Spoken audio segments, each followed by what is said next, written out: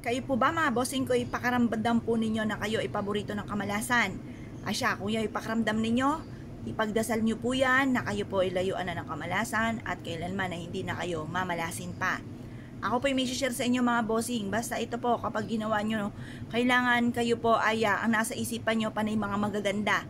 Kasi hindi natalab ang mga paggawa ng pampaswerte kung mga pangit naman ang nasa isipan nyo. Na halimbawa, kayo ay malas, kayo ay lagi walang pera, kayo po ay hindi na magiging matagumpay sa buhay. Hanggang dyan na lang kayo. Yung mga salitain ganyan, nako, kalimutan nyo po yan.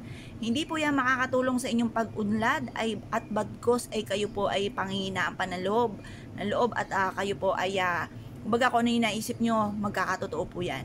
Kaya alisin ang mga ganyang isipin, yung hindi makakatulong at bagkos ay panghihinaan ka pa ng loob. Nako, baliktarin po natin ang mga nagaganap. Halimbawa, walang pera. Magkakaroon ako ng napakaraming pera. Lahat ang mga pangarap ko'y matutupad. Nako, ewan ko na lamang ko ako'y mamblema pa sa pera.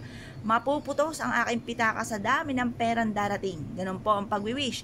Huwag kayong magwi-wish na mga yung tipo ba na panghihinaan ka lang ng loob. Lagi mga magaganda ang i-wish po ninyo. Kaya lagi ko rin tinatitle panay mga magaganda. Kasi kapag tinatitle ko yung pangit, yung po ba ay gugustuhin nyo, di ba? Walang may gusto ng pangit. Kaya panay mga magaganda, mga wini-wish po natin, mga bossing, at ganoon din ang ating isipin. At kailangan po mga bossing, positive lamang. Ito po ang ating gagawin. Ito po mga bossing ko ang ating sile na makapangyarihan, paborito.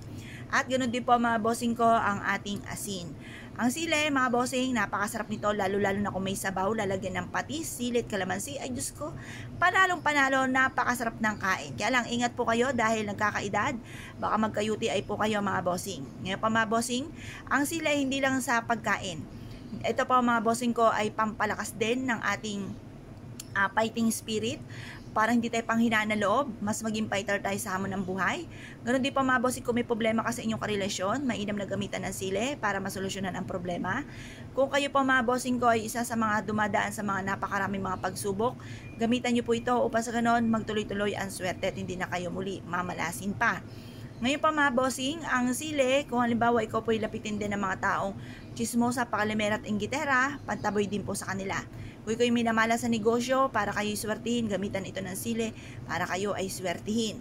Ngayon pa mga bossing, strong relationship din ito ng family kung away-away ang inyong pamilya.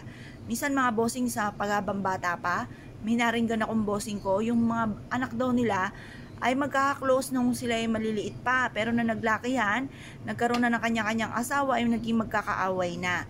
Ngayon pa mga bossing, pampalakas din po ito ng strong relationship ng family para manumbalik yung bonding ng family.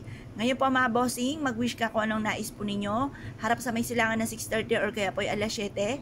Matatapos ito hanggang alas 8 kasi ibibilad pa po natin siya.